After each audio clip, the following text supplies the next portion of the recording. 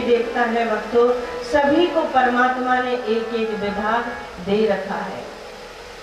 अब जिस जिस देवता के पास में जो जो सामग्री होगी, आप उसकी पूजा करेंगे तो वो चीज आपको उस देवता से प्राप्त हो जाएगी। कहते हैं देवी की उपासना करोगे तो घर में सुख समृद्धि बढ़ेगी। जिसके मन में ये इच्छा हो कि हमारा शरीर सुंदर रहे तो वो गंधर्वों की उपासना करे तो शरीर सुंदर रहेगा। जिसके मन में ये अभिलाषा है कि हमारी समाज में मान हो, सम्मान हो, प्रतिष्ठा हो, वो भोलेनाथ की उपासना करे। जिनका विवाह नहीं होता हो वो उर्वशी की उपासना करे।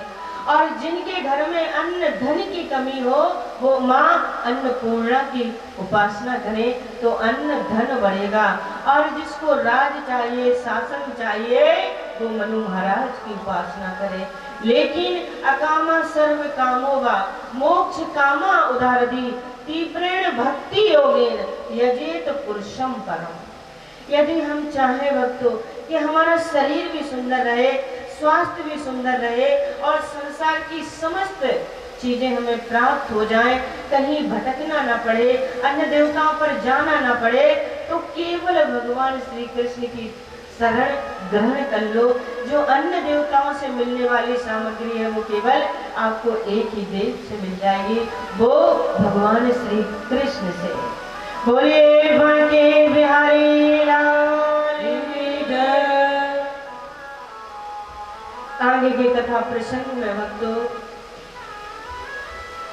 नारायण भगवान ने ब्रह्मा जी को चतुर्श्लोकी भागवत प्रदान किए और उनसे सृष्टि के निर्माण के लिए उन्हें उपदेश किया कि आप सृष्टि बढ़ाइए। ब्रह्मा जी ने भक्तों अनंत प्रकार की सृष्टि बढ़ाई। अंडज, उद्भज, स्वदज, जहाज नाम की सृष्टि को बढ़ाया। लेकिन अगले ही प्रश्न में शुक्राचार्य कहते हैं राजन केवल एक बात बताइए आप। राजा परीक्षित से कहते हैं कि जरा ये बात बताओ राजन, भगवान सबसे पहले जल्दी किसको मिलते? परीक्षित महाराज ने कहा भगवान सबसे पहले उसको मिलते होंगे जो दिन में 4-4 बार स्नान करता होगा। सुबह 4 बजे नहाइए, उसके बाद 8 बजे नहाइए, 12 बजे नहाइए और शाम को नहाइए और हो सके तो सोते सोते एक बार और नहा लीजिए। शुक्राचार्य बोले यदि ऐसी बात है तो जिन भीलों को भगवान ने गले से लगाया वो भील तो जाड़े के 4 महीनों में नहाते ही नहीं थे। परीक्षित महाराज ने कहा नहाना धोना नहीं देखते होंगे, लेकिन भगवान से मिलने के लिए उम्र तो होनी ही चाहिए। कम से कम कितना 60-65 वर्ष का तो होना ही चाहिए। बोले यदि ऐसी बात है तो ध्रुव जी को तो 5-6 वर्ष की उम्र में परमात्मा मिल गए थे। बोले तो उम्र नहीं देखते होंगे, लेकिन भगवान से मिलने के लिए पढ़ा लिखा तो होना ही चाहिए।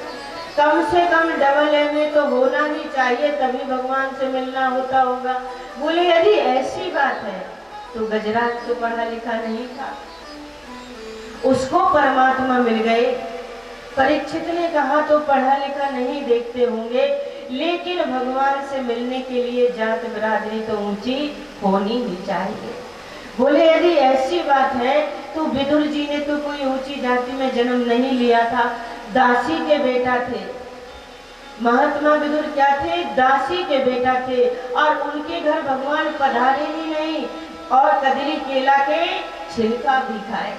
और अंतिम समय जाते समय विदुर की भगवान ने बड़ी याद करी। भरत सरस को राम सनेही जग जप राम राम जप जेही। कहते हैं सारी दुनिया भगवान श्री राम का भजन करती है, लेकिन हमारे श्री राम भरत जी का भजन करते हैं। ऐसे ही गोविंद हमारे गोविंद का सारी दुनिया भजन करती है, लेकिन हमारे गोविंद विदुर जी की बड़ी याद करते हैं। अंतिम उपदेश के समय उद्धव जी से बड़ा रुदन करते हुए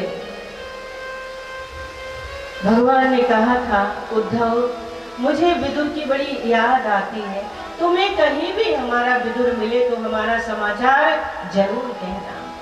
आज उद्धव जी महाराज विदुर को ढूंढने के के लिए निकले। कहते हैं सरस्वती नदी के तट पर दोनों का मिलना हो गया। संसार के जब लोग मिलते हैं तो बातें किसकी करते हैं भक्तों? संसार की। लेकिन जब भक्त मिलते हैं तो बातें भगवान की करते हैं। दोनों एक दूसरे से गले से लिपट करके रुदन करते हैं। दोनों के नेत्रों से आंसू झर रहे हैं। और विदुर जी महाराज बोले, उद्धव तुमसे सद्भाग्यवान तो कोई हो ही नहीं सकता। क्यों? क्योंकि भगवान ने तुम्हें मित्र बनाया, अपना सहयोगी बनाया। बोले उद्धव जी महाराज बोले, नहीं विदुर, ऐसी बात नहीं है। जिसकी याद में परमात्मा के भी आंसू निकल पड़े, उससे सद्भाग्यवान तो कोई हो ही नहीं सकता। दोनों बैठे और कृष्ण चर्चा शुरू कर दी, भगवान की चर्चा शुरू कर दी। लेकिन चर्चा करते करते विदुर जी महाराज ने कहा, उद्धव वो प्रसंग, वो बात, वो उपदेश तो मुझे सुनाओ ना, जो अंतिम समय प्रभु ने तुमसे कहा था। उद्धव जी महाराज बोले, वो मैं तुम्हें नहीं सुना सकता। तुम सीधे तुम सीधे हरिद्वार जाओ, मैत्रेय मुनि की सन्निधि में जाओ, क्योंकि मेरे सामने उन्होंने कहा था कि जब मेरा विदुर आए तो उसकी शंकाओं का समाधान जरूर करना। आज विदुर जी महाराज मैत्रेय मुनि से मिलने के लिए हरिद्वार जा रहे हैं। द्वार दुनद्यां ऋषभा कुरुणा मैत्रेय मासीन मगादिबोधम छात्योपसृत्या च्युतिभा विशुद्धा पाप्रच्छ शोषील गुणाभितृप्ता। अगाध जिनका बोध है, ज्ञान का अगाध जिनका भंडार है, ऐसे मैत्रेय मुनि गंगा के किनारे बैठे हुए हैं। उनके पास में जैसे ही विदुर जी गए, क्योंकि ध्यान दीजिएगा विदुर जी महाराज यद्यपि दासी पुत्र हैं, लेकिन मैत्रेय मुनि ब्राह्मण हैं। लेकिन जैसे ही उन्होंने देखा कि आज विदुर जैसा संत हमारे यहाँ आ रहा है, जात पात पूछे नहीं कोई, हर को बजे सो हर को होई। जैसे ही विदुर जी को आते हुए देखा, खड़े हो गए, प्रमाण हो गए, प्रसन्न हो गए और दौड़ करके विदुर जी महाराज को अपने हृदय से लगा लिया और बड़े प्रेम से बोले, अरे कैसे कैसे आनो भयो। विदुर जी महाराज ने कहा, प्यासा कुएं के पास आता है, कभी कुआं प्यासे के पास नहीं जाता है। हमारे मन में कई प्रकार की जिज्ञासाएं हैं, कई प्रकार के प्रश्न हैं, आप उन सभी के जवाब देंगे, इस आशा को लेकर के आपके पास आया। तो ध्यान दीजिएगा, विदुर जी महाराज ने सृष्टि विषयक प्रश्न किए। सृष्टि कैसे आरंभ हुई, अंडज उद्भिज जरायुज स्वेदज नाम की सृष्टि के बारे में मैत्रेय मुनि ने बताया। और लास्ट में 3 प्रश्न विदुर जी महाराज ने और किए। पहला प्रश्न किया, बोले महाराज हमारा पहला प्रश्न है कि भगवान ने दुनिया को बनाया क्यों है। दूसरा प्रश्न हमारा ये है, भगवान ने दुनिया को बनाया ही है तो इसमें कोई सुखी क्यों है और दुखी क्यों है। तीसरा प्रश्न हमारा ये है महाराज कि भगवान अवतार लेकर के क्यों आते हैं, और मान लो भगवान अवतार लेकर भी आते हैं तो राम बन जाए, कृष्ण बन जाए, गोविंद, दामोदर, मधुसूदन, सभी नाम अच्छे हैं, लेकिन मैंने तो सुना है कि भगवान शूकर बन जाते हैं, भगवान नरसिंह बन जाते हैं, भगवान बारह का रूप ले लेते हैं। इतने भयानक अवतार लेने की क्या जरूरत थी। भगवान चाहे तो दुष्ट को पैदा ही ना होने दे, भगवान चाहे तो अपने स्थान से बैठे बैठे ही मार दे, तो अवतार लेने की जरूरत क्या है, मेरी समझ में नहीं आता। मैत्रेय मुनि ने विदुर जी के प्रश्नों को सुना, सुनकर के बड़े प्रसन्न हो गए और महात्मा विदुर से बोले, देखो भगवान दुनिया को बनाते हैं, ये परमात्मा की लीला है, क्योंकि संसार को बना करके परमात्मा को सुख मिलता है। अब इसमें कोई सुखी क्यों है, दुखी क्यों है? तो ध्यान दीजिएगा भक्तों, भगवान किसी को दुख नहीं देते, भगवान किसी को सुख नहीं देते, क्योंकि सुख और दुख हमें अपने कर्मों के द्वारा ही प्राप्त होता है। और एक बात और, भगवान का अवतार कभी भी दुष्टों को मारने के लिए नहीं होता है। भगवान दुष्टों राक्षसों को मारने के लिए नहीं आते हैं। भगवान का अवतार लेने का केवल यही मकसद है कि मरण धर्म लोग जो हैं उनको नई लीला का प्राकट्य करने के लिए, अपने चरित्र के माध्यम से सुंदर लीला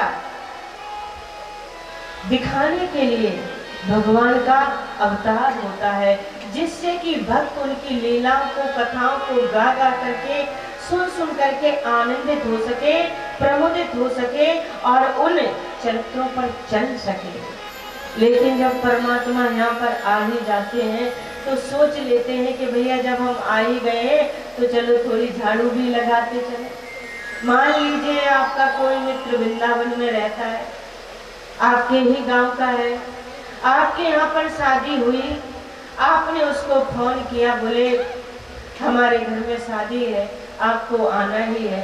उसने बहाना कर दिया, नहीं नहीं नहीं हम नहीं आ सकते, अरे बड़ा कोरोना फैल रहा है।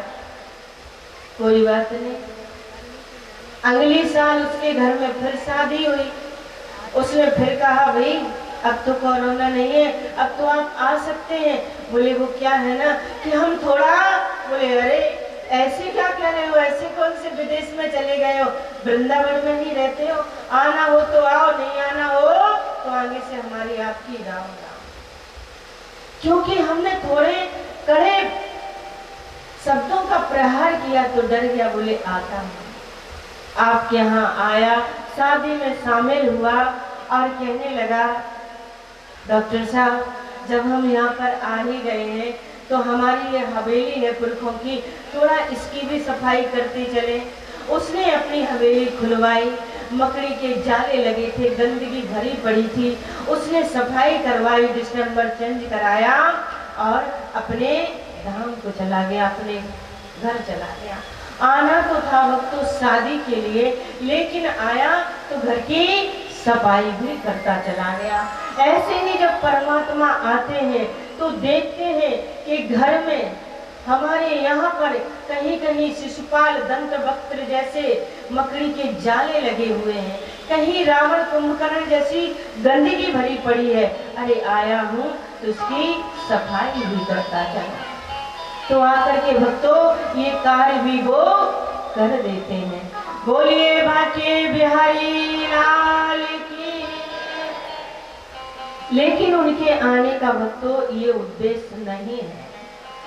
भगवान तो संत भक्त ब्राह्मणों के लिए आते हैं। बेप्रधैन सुर संत हित लीन मनुज अवतार, निरीक्षा निर्मित तनु माया गुणी गोपाल। संत ब्राह्मणों के लिए भगवान आते हैं। अब भक्तों ऐसा ही हुआ है। एक कश्यप नाम के ऋषि थे, ध्यान दीजिएगा भक्तों, कश्यप नाम के जो ऋषि थे इनकी 13 पत्नियां थी। दिति, अदिति, दनु, काष्टा, सुरसा, इला, भद्रा, मदरा, लोचना, ये सब इनकी पत्नियों के नाम है भक्तों। एक बार कश्यप जी महाराज सायंकाल गोधूल बेला का समय था, आश्रम में बैठे हुए थे। बड़ी पत्नी आई और उनके चरण बंदन करने लगे, उनके चरण दबाने लगे। कश्यप जी ने कहा देवी आज बड़ी सेवा हो रही है, क्या बात है? बोली सुनिए, हमारी जितनी भी बहनें हैं ना सभी पुत्रवती हैं, आप मुझे भी ऐसा आशीर्वाद कर दीजिए कि मेरे भी पुत्र हो जाए।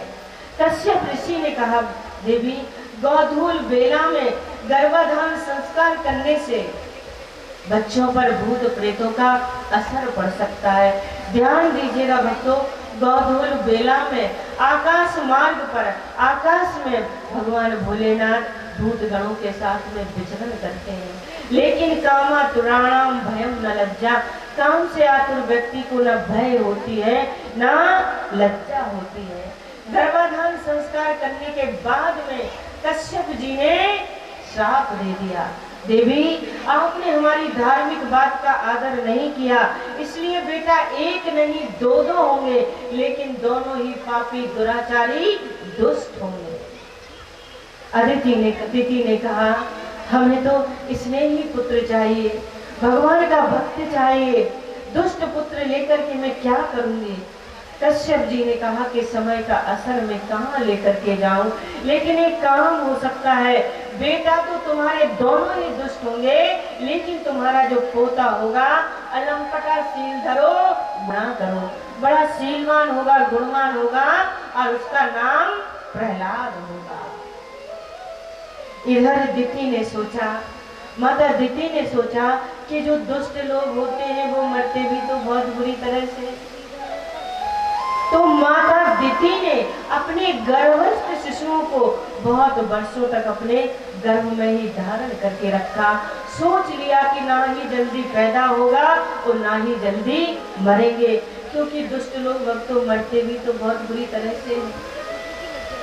लेकिन देवताओं ने जाकर के ब्रह्मा जी से पूछा, महाराज बताइए दिति के गर्भ के बालक कौन है, गर्भ में जब उनका इतना प्रकाश है तो जन्म लेने के बाद तो हमें जिंदा नहीं छोड़ेंगे। तो ब्रह्मा जी ने कहा दिति के गर्भ के जो बालक हैं, भगवान ब्रह्मा जी कहते हैं वो भगवान नारायण के दो पार्षद हैं, एक जय है दूसरा विजय है। ब्रह्मा जी महाराज कहते हैं हमारे 4 बेटा हैं, सनन सनंदन सनत कुमार जी। इन चारों के बारे में थोड़ा आपको बता दें, ये देखने में लगते हैं 5 वर्ष के और उम्र है इनकी 50,000 वर्ष की। कहते हैं भक्तों इन्होंने अपनी आयु पर रोक लगा रखी है। जब इनका जन्म हुआ ब्रह्मा जी ने कहा बेटा जल्दी जल्दी बड़े हो जाओ और हमारी सृष्टि में सहायता प्रदान करो, शादी विवाह करो। बोले पिताजी हम विवाह नहीं करेंगे, अपन तो भजन करेंगे। ब्रह्मा ने कहा बेटा जो बड़े होते हैं उनको भजन करना ही पड़ता है। बोले पिताजी ये पक्की बात है कि जो बड़े होते हैं उनको भजन करना ही पड़ेगा। बोले बिल्कुल पक्की बात है। तो बोले हम भी ये नियम लगा देते हैं कि आज से हम 5.25 वर्ष के भी कभी नहीं होंगे। तो जो देखने में लगते हैं 5 वर्ष के और उम्र है 50,000 वर्ष की, ये चारों एक बार भगवान का वैकुंठ में दर्शन करने के लिए गए। द्वार पर भगवान के दोनों पार्षद खड़े हुए थे और जैसे ही पहुंचे उस समय भगवान के विश्राम का समय था। वैकुंठ में अंदर प्रवेश करने लगे तो द्वारपालों ने द्वार पर ही रोक लिया। जैसे ही जबरदस्ती जाने लगे तो ध्यान दीजिएगा उन दोनों को भी तो ये था कि हम भी तो भगवान के पास चले। जब जबरदस्ती जाने लगे घुसने लगे तो उन्होंने थोड़ा धक्का वक्का दे दिया होगा। जैसे ही अपमान हुआ तो चारों ने श्राप दे दिया। बोले अच्छा आप लोग ये सोचते होंगे कि तुम इतनी ऊंचाई पर आ गए हो तो तुम्हारा पतन नहीं हो सकता क्या, जाइए तुम दोनों राक्षस हो जाओ। दोनों पार्षद चरणों में गिर गए, क्षमा करें प्रभु, भगवान के विश्राम का समय था इसलिए हम आपको अंदर नहीं जाने दे रहे थे। अंदर से भगवान भी निकल करके आ गए और हाथ जोड़ करके बोले आप जैसे महापुरुषों का हमारे पार्षदों ने अपमान किया है, हम क्षमा चाहते हैं, लेकिन इनकी मुक्ति का उपाय तो बता दीजिए।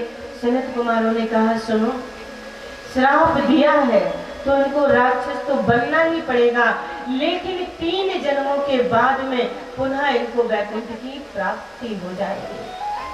भगवान वहां से भक्तों अंदर चले गए।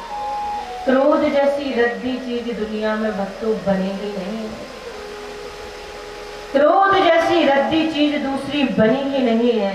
सनत कुमारों ने क्रोध किया भक्तों तो अंदर वैकुंठ में उनको प्रवेश नहीं मिला। भले ही भगवान दर्शन देने के लिए बाहर आ गए, लेकिन क्रोध करने वालों को अंदर दर्शन नहीं मिलता है, अंदर एंट्री नहीं मिलती है। क्रोधात भवत सम्मोहा, सम्मोहात स्मृति विभ्रमा, स्मृति भ्रंशात बुद्धि नाशो, बुद्धि नाशात प्रणश्यति। क्रोध से मन में संदेह पैदा होता है, सम्मोह पैदा होता है और उससे स्मृति में भ्रम पैदा हो जाता है, और जिसकी वजह से बुद्धि नष्ट हो जाती है, और जिसकी बुद्धि खराब हो गई समझ लीजिए उसका जीवन खराब हो गया। इसलिए क्रोध कभी नहीं करना चाहिए। एक सज्जन बोले, जितने भी कथावाचक है ना सब एक बात ज्यादा कहते हैं, क्या कि क्रोध मत करो, क्रोध मत करो।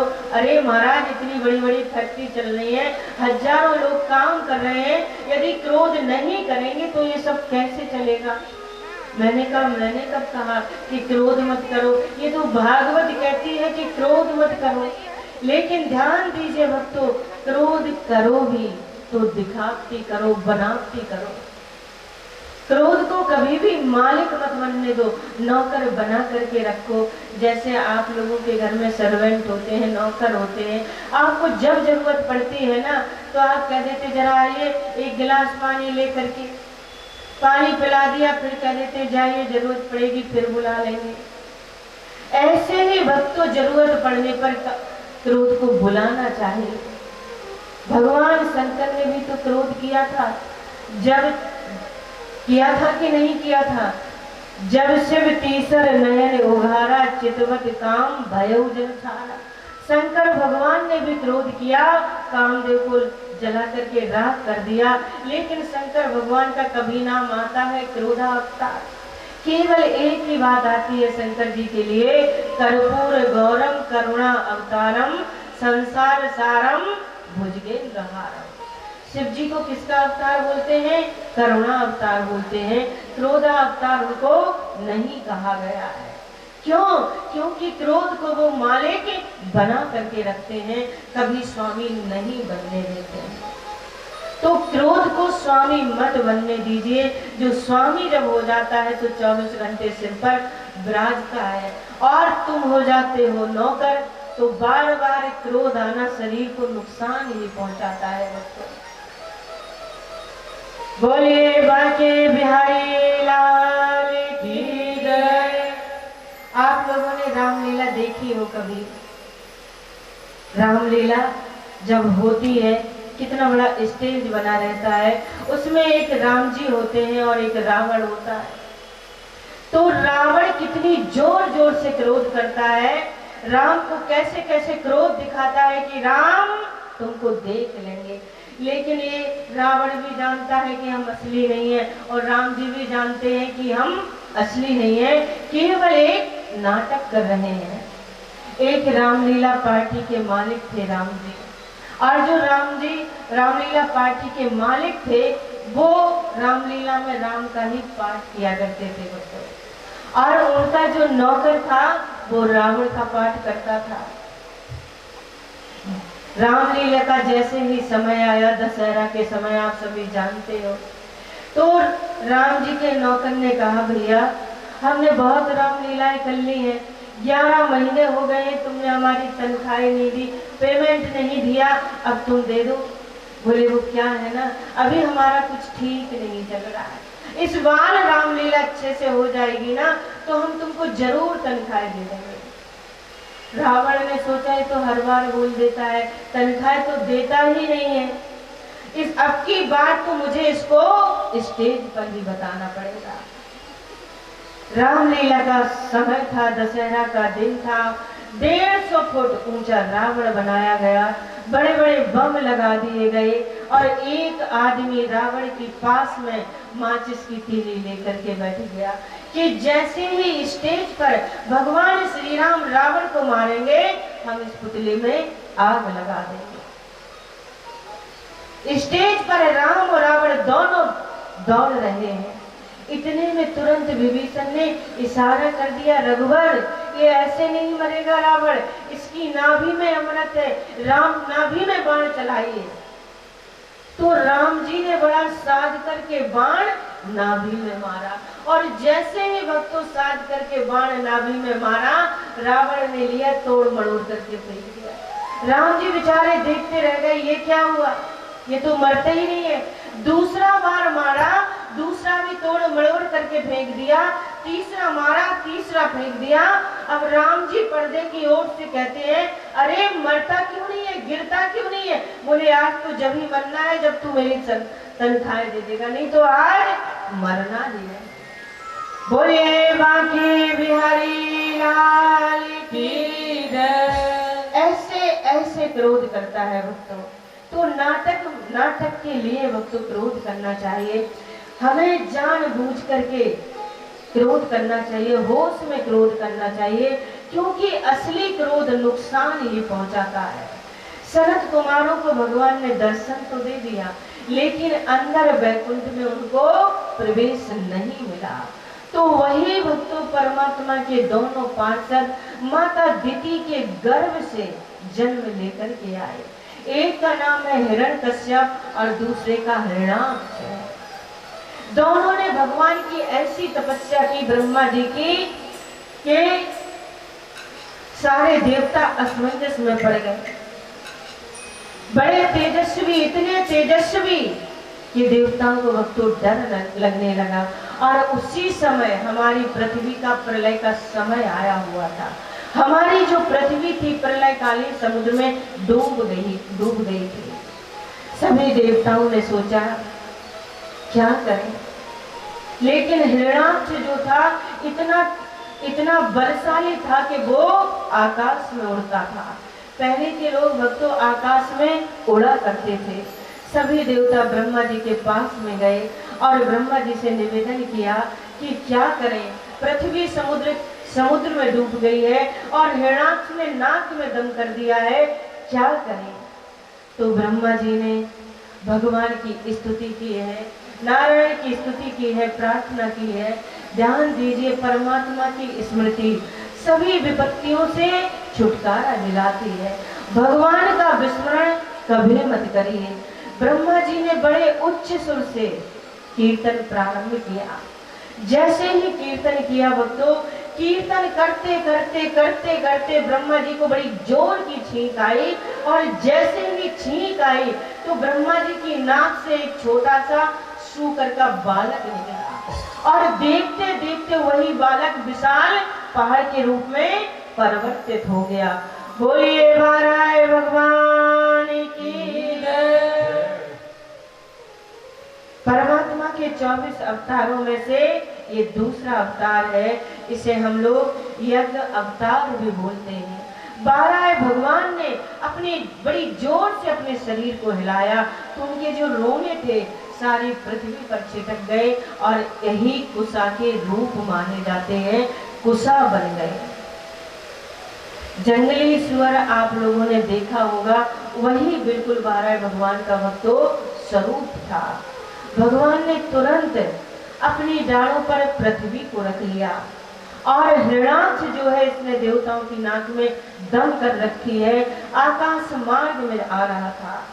इधर से हिरण्याक्ष आ रहा था और उधर से नारद जी आ रहे थे। दोनों रास्ते में मिल गए। हिरण्याक्ष ने नारद जी को देखा, बोले बाबा इधर आओ। नारद जी चले गए। क्या बात है? बोले ये खाली बीना ही बजाता रहता है या कुछ लड़ना झगड़ना भी आता है? नारद जी बोले भैया हमें तो खाली भजन करना आता है, कीर्तन करना आता है, लड़ना झगड़ना नहीं आता है। बोले सुनिए, आज आपको हमारे साथ में युद्ध करना पड़ेगा। क्यों करना पड़ेगा भाई? जब हमें युद्ध करना आता ही नहीं है तो हम क्यों युद्ध करें? बोले सुनो, इसलिए करना पड़ेगा कि हमारी बाजुओं में खुजली हो रही है। नारद जी ने कहा एक बात बताएं, मैं स्वयं युद्ध ना करूं और तुम्हें किसी पहलवान का नाम बता दूं तो चलेगा? बोले बिल्कुल चलेगा। बोले इस समय समुद्र के पास चले जाओ। तुम समुद्र में से पृथ्वी को लेकर के एक बारह निकल रहा है, तुम जाकर के जबरदस्ती उसको पकड़ लेना। ऐसी खुजली मिटेगी तुम्हारी, ऐसी खुजली मिटेगी कि दोबारा जीवन में कभी होगी ही नहीं। जैसे ही हिरणाक्ष समुद्र के पास में आया। भगवान 12 पृथ्वी को लेकर के निकल रहे थे। जैसे ही हिरणाक्ष ने देखा, बोला बड़ा मोटा ताजा है, इससे लड़ने में आनंद जरूर आएगा, लेकिन भक्तों लड़ाई के लिए बहाना तो चाहिए, बिना बहाने की लड़ाई हो ही नहीं सकती। तो भगवान जिस रास्ते से आ रहे थे वो रास्ता रोक करके खड़ा हो गया। भगवान दूसरे रास्ते से जाने लगे, उस रास्ते को भी रोक लिया। भैया बहाना तो चाहिए, लेकिन भगवान सब रास्ते छोड़ करके जब पीछे की ओर जाने लगे तो डांट करके बोला, अरे इस पृथ्वी को लेकर के कहाँ जा रहे हो? हम कश्यप के बेटा हैं, ये पृथ्वी हमें दान में मिली है, हमारी है, हमको दे दो। लेकिन परमात्मा ने भक्तों कोई जवाब नहीं दिया। तो हिरणाक्ष से डांट करके बोला, अरे ये बोलेगा कहाँ से, है तो जंगली जानवर ही। बस भक्तों यही बात हमारे परमात्मा को अच्छी नहीं लगी। बोले तुम बिल्कुल सत्य कहते हो, मैं जंगली जानवर हूँ, लेकिन तुम्हारे जैसे ग्राम सिंहों को तो मैं ढूंढता ही रहता हूँ। ग्राम सिंह किसको कहते हैं? कुत्ते को। तो डांट करके हिरणाक्ष बोला, मुझे कुत्ता कहता है। और आपस में भक्तों ऐसा भयंकर युद्ध छिड़ गया। लड़ते लड़ते 12 भगवान ने एक इतनी जोर से उसके मुखमंडल पर थप्पड़ मारा कि एक में ही राम नाम सत्य हो गया।